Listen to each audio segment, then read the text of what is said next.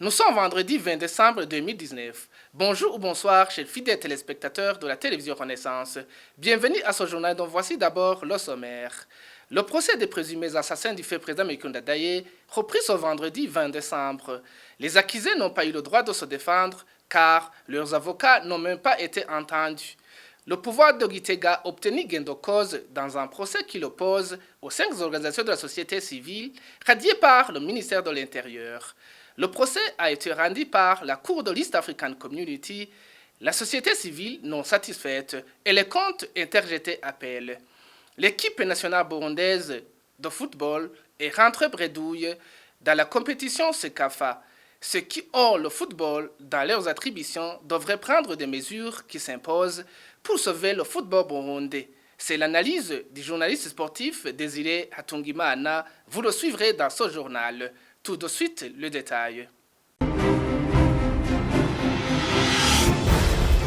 Encore une fois, bienvenue dans ce journal. Aujourd'hui, nos confrères du journal Iwachu totalisent 60 jours derrière les barreaux. Kamikaze Christine, Ndiroussa Agnès, Mosesi Terence et Harilman Ejit ont été arrêtés le 22 octobre alors qu'ils se rendaient à Moussigati où se déroulaient des affrontements entre les rebelles et les forces de l'ordre. Une semaine plus tard, le tribunal de grande instance de Bubanza les inculpait d'atteinte à la sûreté intérieure de l'État.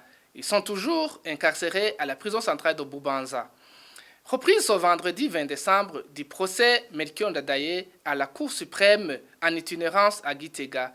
La procédure pénale n'a pas été respectée selon maître Gustave Nyonzima.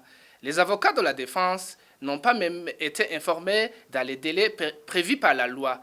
Pour ce juriste, ce procès est plus politique que juridique. Cette affaire a toujours été émaillée par beaucoup d'irrégularités notoires depuis le lancement des mandats d'arrêt en octobre 2018 et jusqu'à présent. Il y a eu une audience inhérente à l'arrêt avant dire droit, où les avocats de la défense avaient soulevé des exceptions de procédure avant le fond de l'affaire. Et en ce qui concerne notamment l'incompétence de la Cour suprême, la prescription de l'action publique, les immunités accordées, le droit d'être entendu par des avocats de la défense dont les récréants sont à l'extérieur. Et du coup, contre toute attente, toutes ces exceptions ont été rejetées. Au moment où les avocats de la défense allaient interjeter appel sur cette affaire en ce qui concerne l'arrêt avant dire droit, et le greffe ainsi que la Cour suprême ont affiché un refus catégorique à l'égard afin de pouvoir interjeter appel. Donc ils ont été privés du droit constitutionnel de faire appel en ce qui concerne l'arrêt avant dire droit au niveau de la forme et ont été contraints d'entrer au fond de l'affaire dont l'audience se tient à Gitega, mais aussi au niveau de la signification. Il y en a ceux qui ont été signifiés à domicile inconnu alors que leurs domiciles à l'extérieur sont connus, qui sont des fonctionnaires internationaux. Et on voit qu'il y a l'anguille sous roche dans cette affaire. Et c'est une affaire politique et non judiciaire dont l'objectif est inhérent à la propagande des élections de 2020 pour montrer, nous, au sein du parti CNDD, on vient de faire traîner en justice les dignitaires de l'ancien régime d'Obuyoya, alors que même le Frodébu, parti dont émané le président Dadaye, a échoué. Ce sont des aspects électoralistes et propagandistes. Il n'y a rien de judiciaire dans cette affaire. Le gouvernement du Burundi vient de gagner le procès intenté par 5 organisations de la société civile auprès de la Cour de la communauté est-africaine. Ces organisations ont été radiées par le ministère de l'Intérieur en 2015 pour participation au mouvement insurrectionnel selon le régime de Gitega. Ces organisations comptent interjeter appel. Les détails avec Denis Ndaïkengroukiye. Ces organisations radiées par le ministère de l'Intérieur ont été accusées de participation au mouvement insurrectionnel de 2015. Dans le procès qu'il avait intenté contre le gouvernement du Burundi auprès de la Cour de l'East African Community ce 4 décembre,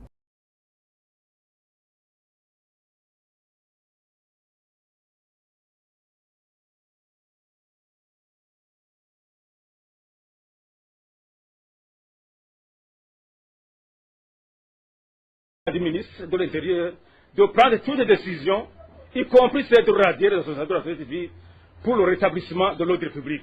La Cour a également donné raison à la défense des intérêts de l'État du Burundi que la juridiction compétente ne doit pas nécessairement signifier une cour compétente, mais aussi une autorité compétente.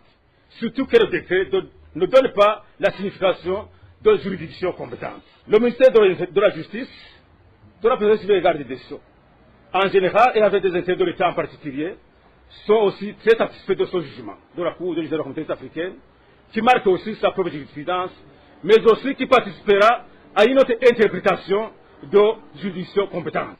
Quant à Maître Armel Nyongere, président de la CAT, une des organisations radiées, se dit d'ici et compte interjeter appel. Par rapport à la décision de la justice ou de la communauté est-africaine, comme on n'a pas été satisfait du résultat de la décision de la Cour, comme toute procédure en matière de justice, on va interjeter appel par un juge d'appel de la Cour de la communauté est-africaine.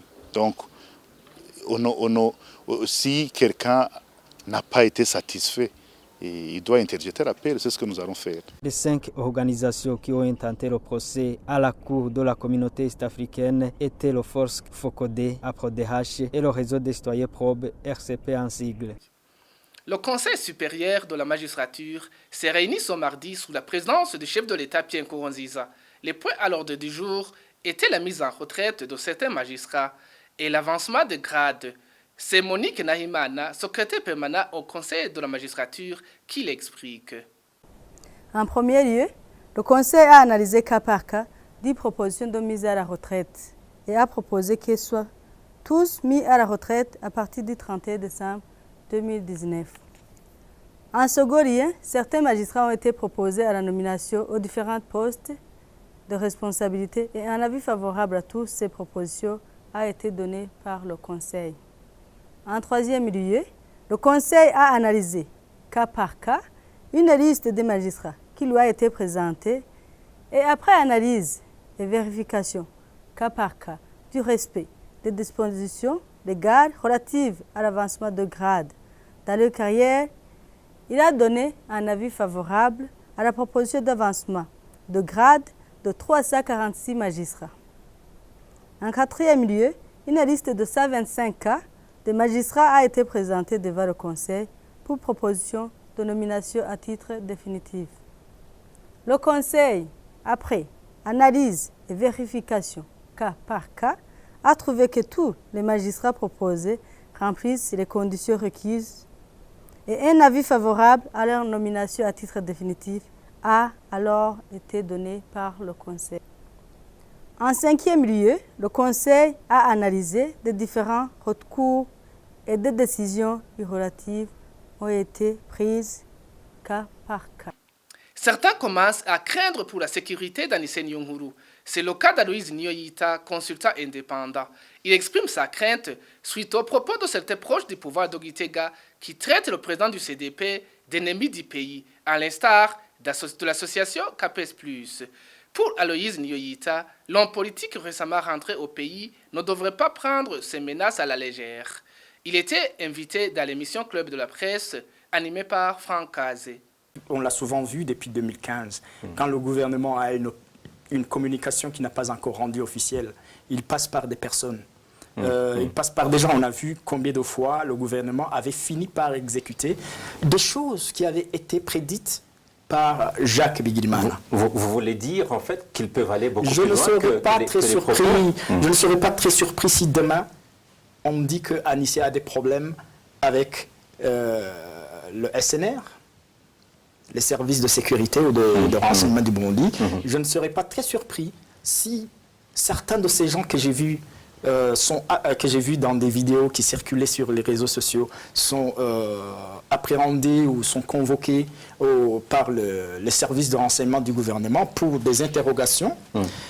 Donc je ne suis pas un oiseau de mauvais augure, mais je pense que moi, si j'étais lui, en attendant les propos qui sont prononcés par ces gens qui sont dans les coulisses du pouvoir, j'avertirais déjà les ambassades par rapport à ma situation Et s'il faut commencer à préparer, à prendre le large, donc je le ferai déjà. Vous pensez au pire? Moi, je pense au pire. L'équipe nationale de football Intamba Murugamba risque de se retrouver dans les dernières équipes du monde si rien n'est fait dans les meilleurs délais. C'est le constat du journaliste sportif Désiré Hatungimana. Il a dit cela après un résultat médiocre des Hirondelles lors de la compétition du CECAFA clôturée ce jeudi. L'équipe burundaise n'a pas pu arracher même un seul point dans cette compétition. Désiré Hatungimana demande au président du club et aux dirigeants de la Fédération de football du Burundi, FFB, de tout faire pour sauver le football burundais avant qu'il ne soit trop tard. La première étape, c'est au niveau du championnat du Burundi. Le championnat du Burundi a un niveau assez bas, très bas même. La preuve en est que si on va dans des compétitions qui utilisent les joueurs locaux, on voit que le Burundi n'a pas de niveau. Prenons l'exemple le plus proche, c'est la CECAFA en Ouganda, où le Burundi a été battu par l'Ouganda, ce qui est normal pour moi parce que le Burundi n'a jamais battu ce pays. Mais que le Burundi soit battu par l'Érythrée, Djibouti, Somalie, ça montre réellement que le niveau de football burundais se trouve dans un état déplorable. Parce que ces pays se classent vers l'Érythrée, par exemple, 205e au niveau mondial. Le Burundi est 151e au classement FIFA qui est sorti récemment en décembre. Mais si on voit que nous sommes en train d'être battus par ces pays, la Somalie, l'Érythrée, Djibouti, c'est déplorable pour le pays parce que le Burundi n'était pas à son niveau. Mais peut-être que ces pays ont une politique de développer le football chez eux au moment où chez nous, le football n'est pas développé. C'est normal alors qu'ils montent d'un cran alors que le Burundi recule. Et une autre chose qui montre comment le football burundais se porte au niveau du championnat local, c'est la participation dans des compétitions africaines au niveau des clubs. Aigle Noir a été éliminé au premier tour. Il a été battu au Kenya par Gor Mahia 5-1. Je peux dire sans me tromper que le football du Burundi, s'il n'est pas sauvé et rapidement, se retrouvera derrière ces pays. Et ce qui est regrettable pour un football qui, dans les années antérieures, était respecté dans la région. Et la deuxième étape, c'est au niveau des joueurs qui jouent en dehors du Burundi, les semi-professionnels et les professionnels. Il y en a beaucoup pour le Burundi qui jouent dans la sous-région et qui jouent en Europe. Ce sont ces joueurs qui peuvent sauver le classement FIFA parce qu'ils jouent dans de bons clubs, ils ont un bon niveau et quand ils viennent, ils sont capables de rivaliser avec n'importe quelle équipe. Alors, qu'est-ce qu'il faut pour que ce football retrouve le niveau d'antan? Il faut que la fédération, il faut que les présidents des clubs se mettent ensemble pour étudier réellement comment faire pour que le football burundais soit compétitif. Un jeune lauréat de l'Université nationale du Rwanda remercie le gouvernement rwandais qui n'a pas considéré que son père soit le leader du groupe rebelle contre le Rwanda. Mukiza Willy Maurice raconte comment sa famille reste reconnaissante face au traitement équitable que leur réserve le gouvernement rwandais alors que leur père, général-major Ntanguka Pacifique, dirige le mouvement rebelle FDLR Foka. Willy Maurice demande à son père et à ses hommes de déposer les armes et rentrer au bercail pour aider à la reconstruction du Rwanda. Il est traduit en français par Révérien Bazi Kamwe. ba General Majoro Ntanguka Pacifique abarizwa mu mashyamba ya Kongo mu mitwe. Nous sommes les enfants du général Pacifique Ntanguka, l'un des leaders du groupe terroriste qui menace la sécurité du Rwanda. Son Excellence Monsieur le Président de la République, la raison de mon discours est de témoigner et de conseiller les jeunes de mon âge.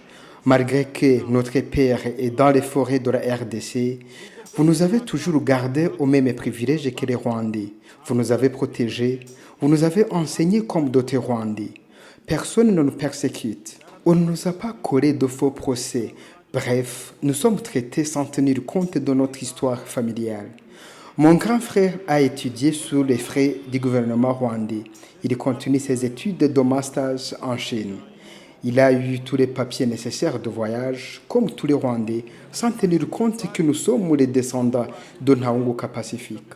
Ma sœur, quant à elle, fait ses études à l'université au Ghana, faculté de pharmacie, et moi, je viens de terminer mes études à l'université du Rwanda, au collège de technologie de Nyarugenge, dans la faculté d'ingénierie civile. Maintenant, je suis un ingénieur civil grâce à la sécurité que le pays m'a offert sans tenir compte de mon histoire familiale. Je ne pourrais pas terminer mes propos sans interpeller tous les Rwandais en général et à mon père en particulier, partout où ils sont, de déposer les armes pour en faire regagner le pays, pour s'associer aux Rwandais dans la reconstruction du pays. mbagira inama yuko bashyira intwaro hasi bakaza tugafatanya kubaka igihugu. C'est par ce cri du cœur d'un enfant qui interpelle son père d'arrêter de verser le sang des innocents que nous mettons un point final à cette édition en langue française. Merci à toute l'équipe de production. Merci aussi à vous, chers fidèles téléspectateurs de la télévision Renaissance, pour votre aimable attention. À la prochaine.